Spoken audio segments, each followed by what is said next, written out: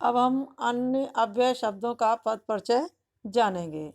क्रिया विशेषण के अतिरिक्त जो अन्य अव्यय शब्द आते हैं उनके पद परिचय हम किस प्रकार से देंगे वो यहाँ पर हम देखेंगे। यहाँ पर उदाहरण दिया गया है कि हाय यद्यपि तुम परिश्रमी हो पर सफल नहीं रहे।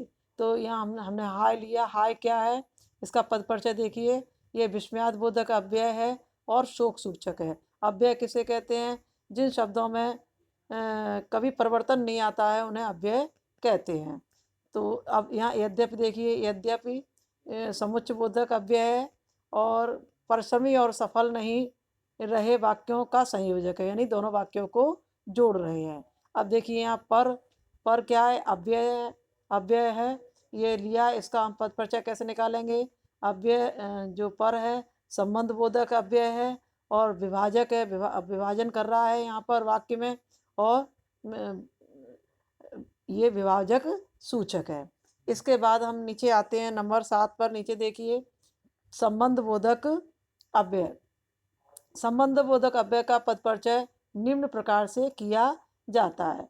तो सबसे पहले हम संबंध बोधक के भेद को जानेंगे कि संबंध बोधक के भेद कौन कौन से हैं। तो इसमें काल बोधक, स्थान बोधक, दिशा बोधक, है ना, साधन, विरोध, क्षमता, संग, पृथकता, तुलनात्मक, ये चीज़ें हैं। तो इनका हम किस तरह से निकालेंगे? देखिए सबसे पहले तो हम जानेंगे संबंध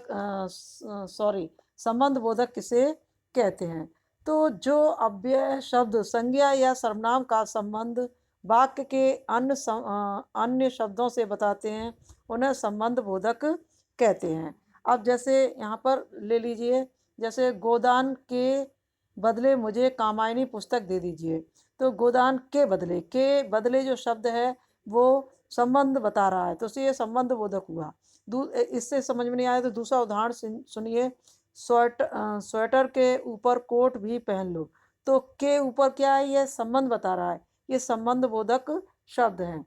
अब संबंध बोधक के भेद कौन कौन से हैं ये मैं वापिस पुनः आपको बता देती हूँ। काल बोधक, काल बोधक में क्या आता है? के बाद, के पश्चात, के पहले, के पूर्व, के उपरांत आदि। फिर है ना स्थान बोधक है। स्थान बोधक के अंदर के भीतर, के सामने, के ऊपर, के बीच आदि। फिर दिशा बोधक में की तरफ, इधर उधर, के पास, आस पास, के निकट आदि। इसी तरह से विरोधवाचक में के विरुद्ध, के विपरीत, के खिलाफ आदि। इस तरह से यह इसमें ये इसके जो हैं इसके अंदर संबंध बोधक आते हैं। अब कुछ उदाहरण दे करके मैं आपको समझा रही हूँ, शायद समझ में आ जाए। जैसे ये उदाहरण है, घर के अंदर चलो। तो के अंदर ये संबंध बोधक संबंध बता रहा है कि घर के अंदर चलो। दूसरा उदाहरण देखिए, सोनू आगे खड़ी है। तो आगे कहाँ खड़ी है? आगे। दीपा ऊपर बैठी है। दीपा कहाँ बैठी? ऊपर। ऊपर संबंध बोधक हो गया। वह मुझसे पहले पहुंचा। तो पहले क्या हो गया? संबंध बोधक हो गया। तो ये जो शब्द हैं वो संबंध को बता रहे हैं। तो इन्हें हमें बताना है, समझना है और फिर बाद में इनका पद परिचय निकालना है। तो हम इन्हीं का पद परिचय यहाँ पर निकालेंगे। अब मैं उदाहरण की तरफ बढ़ती हूँ। उदाहरण देखो, यहाँ भाइयों से पहले पिताजी वहाँ पहुँचे। तो उससे अब यहाँ उदाहरण पर देखिए, इससे पहले लिखा है ना, तो उससे पहले कैसे लिखेगा? कैसे पद परिचय निकलेगा?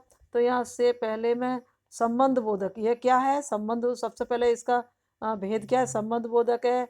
और पहुँचे हैं समय बता रहा है, तो ये कालवाचक है। और भाइयों और पिताजी में संबंध बता रहा है, संबंध सूचक है। दूसरा उदाहरण है पेड़ के पीछे। अब जो इसमें पीछे क्या है? संबंध बोधक जो अब संबंध बोधक शब्द है इसका हमें निकालना है। तो इस तरह से जो होते हैं ना वो संबंध बोधक कहलाते हैं।